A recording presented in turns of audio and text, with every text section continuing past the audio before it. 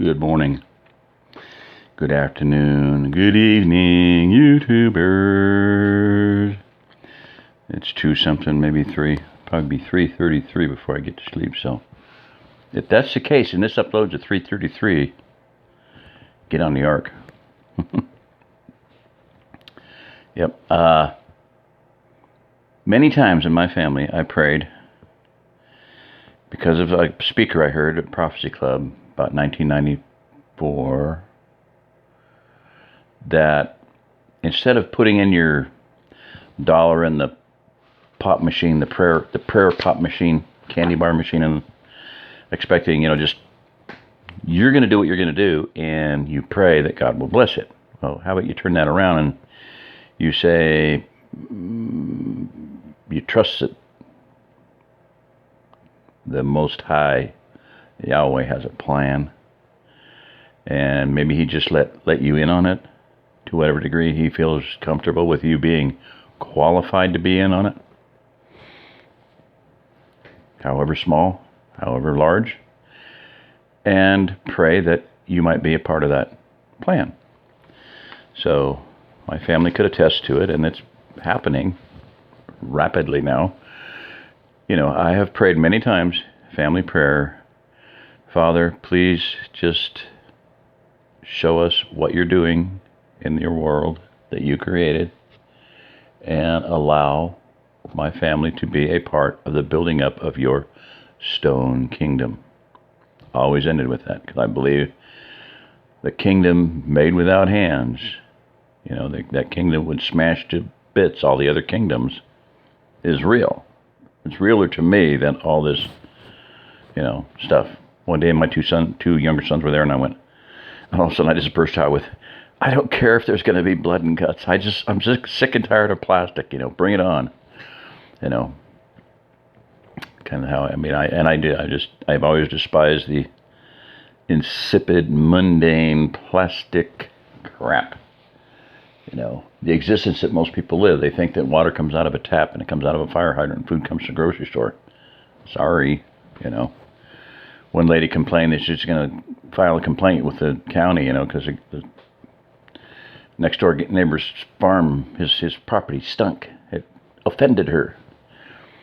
He says, well, it's a dairy farm. They had their manure. He goes, why don't you just buy your milk at the grocery store like everybody else does? Yeah. And a prepper, a survivalist, wanted us people to move to Kansas. I said, the Ogallala Aquifer's going dry, where you're talking about, or, there's no water there, and the Ogallala Aquifer's going dry, and I'm not a farmer. I don't need water. Okay. Anyway, so I've prayed that, Stone Kingdom, to be part of the building up of your Stone Kingdom. So who shows up at the doorstep yesterday morning? Stone Kingdom of Yahweh, YouTube. Pretty awesome. So things are happening. All right, chapter 21. When Mark had sufficiently recovered from heaving his breakfast into the ditch, he stood up. Quite a crowd had formed around the old International Harvester truck. They were mostly listening to Ted recount his version of what had happened, looking inside the gory cab, or over by Manny and Scott looking at and taunting the live MZBs. This was turning into a zoo. Mark saw John and called him over. Are you okay? John asked, with eyes that looked like they'd just seen a UFO. Yeah, John, I'll be all right. It looks like a war zone here. Look, John, I need you to take charge of the situation. What do I need to do? First, you need to get all these people back. Second, tell Ted to keep his mouth shut until we talk to the police. This will probably be treated as a crime scene, and we don't want to mess it up and be accused of having something to hide. Next, get those bastards who try to kill us separated so they can't collaborate on a story. Put some men on each one. Get Lisa to look after the wounded ones.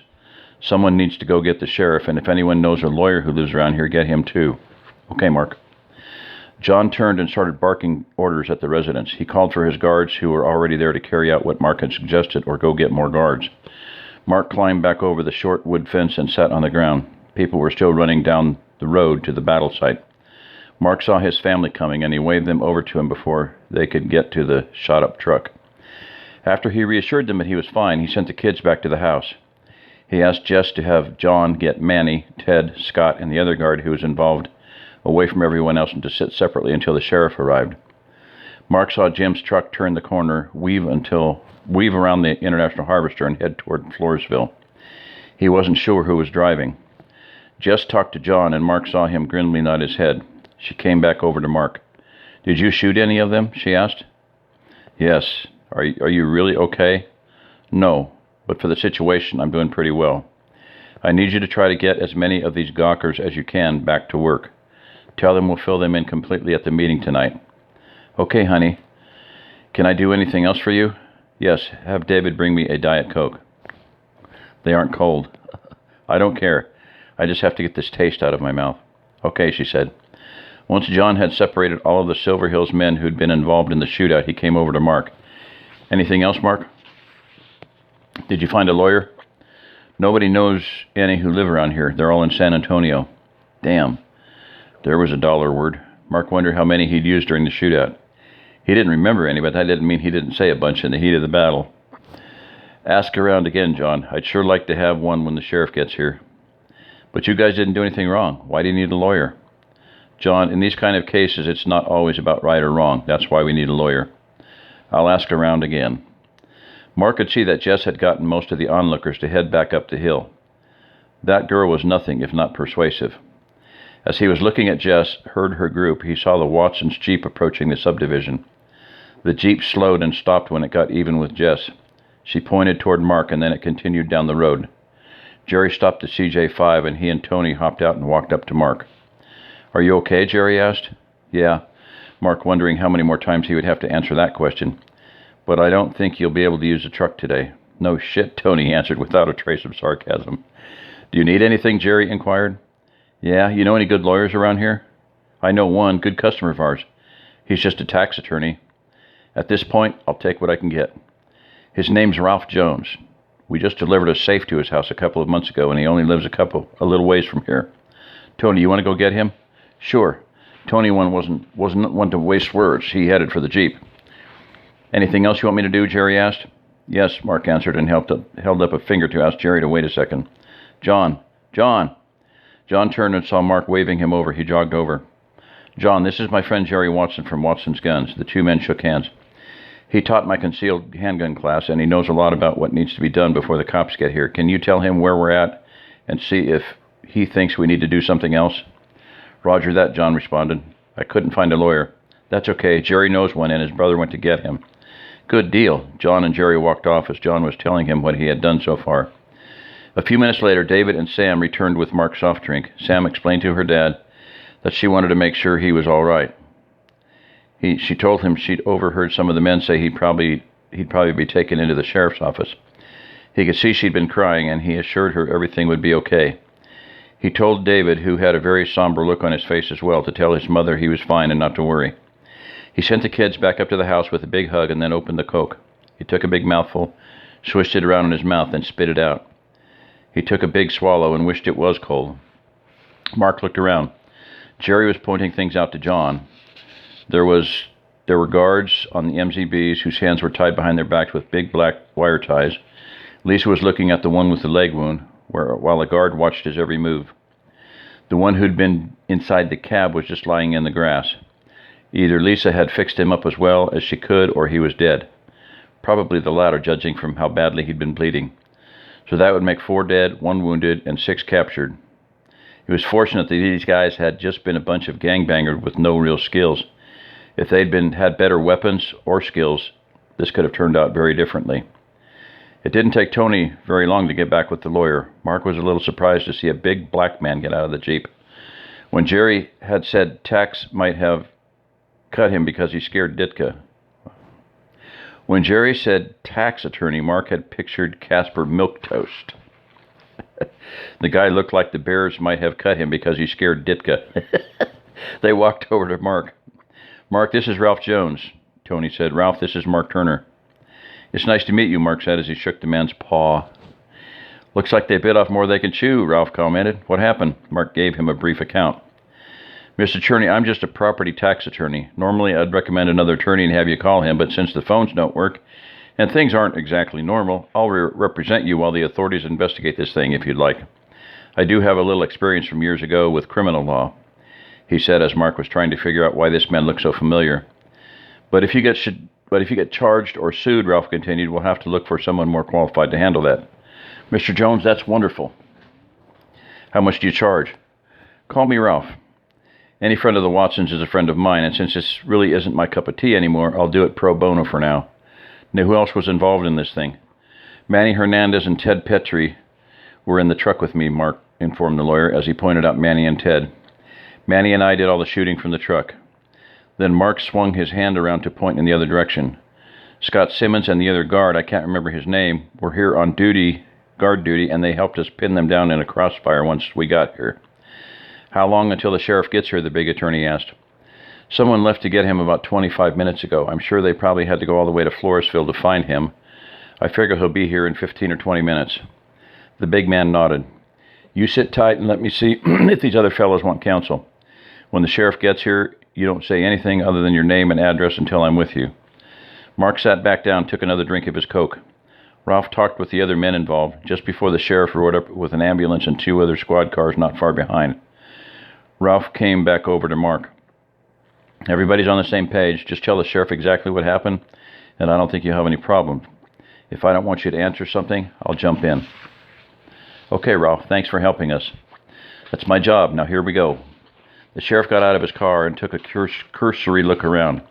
He had his deputies take over the guarding of the MZBs, and he talked to the paramedics who'd taken over for Lisa. After that, he walked over where Mark and Ralph were standing. He moved like a big cat. Mark noticed a big black pistol on his hip. Ralph, the sheriff had as he nodded his head at the attorney. Kurt? Ralph responded, this is my client, Mark Turner.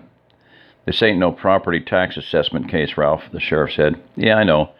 It's a little out of my current field, but I was the only one available, and I guess these guys figured I was better than nothing. See your point, the sheriff said. Mr. Turner, I'm Sheriff Kurt Thompson. You want to tell me what happened here? Mark told the narrative as best he could remember. When he was done, the sheriff asked to see his ID. Mark produced both his driver's license and concealed handgun license. That your rifle? The sheriff pointed to the ground where Mark had unloaded and set down his FAL. Yes, sir. And do you have your pistol on you? Yes, it's on my right hip, and there's a .32 in my back pocket. Mark answered, knowing not to reach for them. Did you shoot the .32? No, sir. Good, just leave it there. But I'm going to have to take your big pistol. The sheriff reached under Mark's outer shirt and removed his Colt from its holster. It's loaded, Mark warned the lawman. What good would it be if it weren't? The sheriff pointed the pistol in a safe direction, removed the magazine, disengaged the safety, and removed the live round from the chamber. Mark was impressed. He'd seen city cops struggle with weapons they weren't familiar with. The sheriff looked the pistol over. Nice weapons, Mr. Turner. They probably saved your life. Unfortunately, I'm going to have to take them in. I understand, Mark answered. Do I have to go in too? I'll decide that after I talk with everybody else. The sheriff looked over his shoulder. Buddy. The deputy ran up. Yes, Sheriff. Take this pistol or that rifle, tag and bag them, and then put them in the trunk of my car. Yes, sir. The deputy did as he was told, and the sheriff, with Ralph right behind him, walked over to talk with Manny. While this was going on, Jim and Doc Vasquez pulled up in Mark's Jeep with the doc's trailer attached. Jim, the doc, and a young man Mark guessed was the doctor's son got out of the Jeep. They walked up to Mark. Isn't that the truck those guys who were kicking the crap out of the preacher drove off in? Jim asked. Yep. What happened? Mark quickly explained the situation to Jim. I don't believe it, Jim said. Are you okay? That question again. Shit, no, he said. I'm not okay. No. Mark thought. Yeah, I'll be okay, he said. Mark looked over, and the sheriff was taking Manny's .30-30. He then walked over to talk with Ted. I guess we'll go and hook the trailer at Doc's, Jim said, unless you need me to do something. No, that's fine. You may want to check with John and see what time he's supposed to go back to Kroger. We don't want our people waiting too long. They used your truck to get the sheriff, but I saw it come back a few minutes ago. It probably needs gas now, and you may want to check your father-in-law to see if he has enough help. Lisa could be shaken up too. She came down to help with the wounded, and I think one died on her. All right, Mark. Don't worry about that stuff. I'll check on everyone and make sure the Kroger crew gets picked up on time. You just take it easy. Thanks, Jim. Mark sat back down and tried to relax. After the sheriff talked to Ted and the guards, he talked with the MZBs. Most didn't seem too talkative, but one bent his ear for 10 or 15 minutes. After that, the tall, lanky lawman walked over and talked to the giant of an attorney. They came over and talked to all of the 5 of the Silver Hills men who'd been involved in the shootout. Gentlemen, your attorney will fill you in more, but we're not going to take you all in. That doesn't mean we're out of the woods on this thing, But you should consider that to be really good news. Your weapons will be returned to you barring any unforeseen revelations. However, I can't say how long it'll take. It could be a month or it could be a year or more. Mr. Turner, I'm not going to tow your truck in. I'll send a police photographer back out later to take detailed pictures of bullet holes in it and the other truck. Once he's done, you're free to move it. Until then, I'm leaving a deputy here to make sure no one bothers anything. He'll let you know when the photographer is done. Any questions? What's going to happen to the guys who shot at us? Ted asked. They're being arrested. Your attorney can fill you in. If there's nothing else, I have work to do. The sheriff turned, and in a matter of minutes, he and his deputies had loaded the living NZBs into their cars and left. The ambulance had bagged the dead ones and left 30 minutes earlier. The remaining deputy face looked like he'd just sucked a whole bag of lemons as he sat down on the fence and folded his arms. Is there some place we can go talk? Ralph asked. Let's go to my house, Mark volunteered. Jerry and Tony excused themselves to go home. Mark told them to come back Sunday or Monday if they still wanted to borrow a truck. He also said that he'd see that Ralph got home. When the men got to Mark's house, they sat around the picnic table and Ralph filled them in. One of the gang members in the truck confirmed your story, which is really good news. He's looking for a deal since they'll all be tried for murder. I don't understand. You mean attempted murder, right? Manny asked. None of us died. No, they'll be charged with murder. If you and Mark went into a store to rob it and the owner shot and killed Mark during the robbery, then you would be charged with Mark's murder, just as if you pulled the trigger yourself. Manny nodded his head, and Ralph continued. The sheriff is handling this as a little differently than normal, since these aren't exactly normal times. Otherwise, he would have hauled you all in just to get your statements, if nothing else. He told me that he's had a couple of one-on-one shootouts, but this is the first big battle he's had. He said they've had a lot of these in San Antonio, though. Why aren't we hearing about them in the news? Ted asked. I asked the same question, and the sheriff told me the FCC asked the media to cooperate. And he said they were mostly rival gangs shooting it out and that no bystanders had been hurt yet. So no one really cares that much anyway. Anyway, you all told the same story, own homes, you have jobs and families. So it's fairly obvious that y'all are just defending yourselves from a bunch of guys with needle tracks and wearing gang colors. I have to tell you, the sheriff was pretty impressed with the way you boys handled yourselves with 11-5 odds. If he needs anything else, he'll contact you through me. So just relax and try to get back to normal, whatever that means these days. Any questions? You don't think we'll be charged with anything, the guard said, with the Weatherby asked. No, Charlie, I don't. In fact, the sheriff told me he thought it was a 99% chance you wouldn't. Ralph answered. That was his name, Mark thought. Charlie Henderson. What about a civil suit, Mark asked. That's a horse of a different color, the lawyer said. I'd say when the lights come back on, chances you'll all be sued. I don't think they would win, but it'll cost you quite a bit to defend yourselves. All 5 men's faces fell. I wouldn't let that bother you right now. You're all alive and unharmed, and that's what counts. Plus, it may never happen. And if it does, I know a guy who's one of the biggest litigators in the country. The men all stood up and shook hands and thanked the attorney. Then Mark drove Ralph home in the Jeep. On the way there, Mark was racking his brain to remember how he knew this guy. You look familiar to me, but I can't put my finger on where I've seen you before. I don't think it was in the gun shop, but I'm not sure. It probably wasn't in the gun shop. Unless you go early on weekday mornings, Mark shook his head. He usually went after work. Do you like football? Yes, Mark answered, wondering what that had to do with anything. College? Mostly pro, except at Thanksgiving. I almost always watched the UT Aggie game with my dad.